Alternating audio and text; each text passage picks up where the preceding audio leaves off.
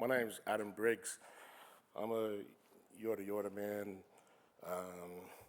agitator, provocateur, international heartthrob. I'm going to give you all a moment right now to just stop and think and pre-order my album that drops on the 18th of September. A big note of songs in the key of wrestling. So go ahead, I'll wait. I've ran Uncle Robbie, thank you very much.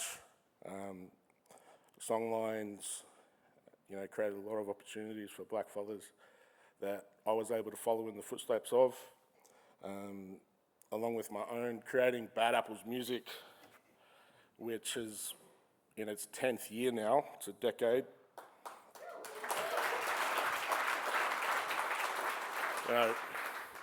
Platforming artists, trying to create sustainable careers for black fellas. But about myself, I started out in Shepparton, Victoria, Yorta country. That's where I cut my teeth in music, first of all, in punk rock bands, because, that's what I understood. I understood guitars and how they worked.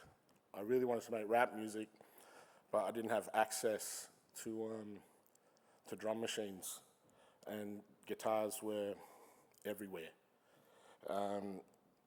So I never felt like we had enough in the Goulburn Valley, in Shepparton.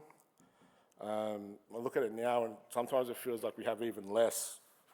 I felt like the local youth initiatives weren't doing enough shows. So when I was about 14 or 15 years old, I started to put my own shows on, where I'd, hire the local hall, usually for free if I told them we were raising money for something. Me. I'd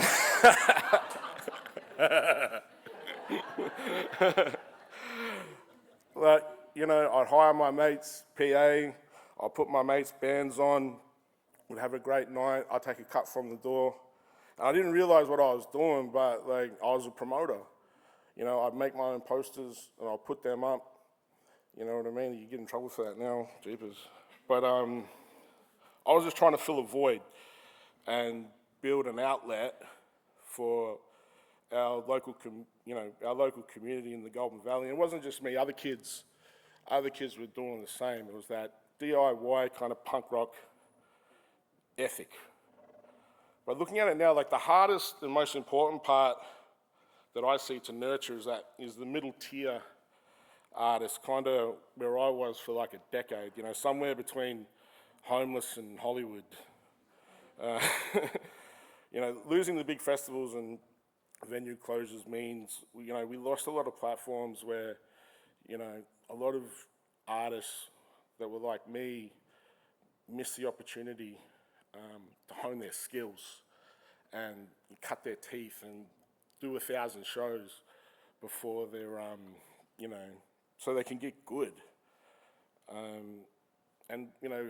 With that at the same time, we have to acknowledge the way people consume music now has changed drastically, over the last decade, even over the last couple of years. The relationship is completely different, largely due to streaming, and AI is another dynamic. It's a threat to IP and original creation. And when I was in Geneva, and with, some of the DSPs, when they were done, licking their eyeballs with their tongue, and I didn't even write that part down. But they were way more concerned with protecting the platform rather than protecting our artists. And we need to approach our artists as we would small business, because that's what it is. That's what I try to teach my artists at Bad Apples Music. You're an enterprise, you're a brand, you're a small business. It's like you have to be able to do both. It's like, yes, this is art, but if you want to cross that threshold from beyond a hobby, you need to understand that you're a small business. And like, we need to get that message across to the top, you know, so they protect us like they would, you know, any other industry. You know, people consume our work. You know, it evokes feeling, and it's worth protecting, you know. We contribute, as Fiona said, you know, 3.5 billion. We contribute, we're not charities. You know, like, I remember like in Shepparton, it's like, you know, it's the fruit bowl of the country, and when there was a threat to the crops, a threat to apples, man, people, like, they were in the street about it. There was, you know, massive protests, you know what I mean? Like, when there's a drought, or when there was that threat to apples, you know, the government or people, you know, the discourse wasn't get a real job. It was, how do we fix it? How do we future-proof this? That's the change we need to make. Just that discourse, the idea around the arts, because like, when they talk about downsizing or, you know, cutting the budget, we're the first to go. But when they're fundraising, we're the first they call. You know, because it's a boring world without us.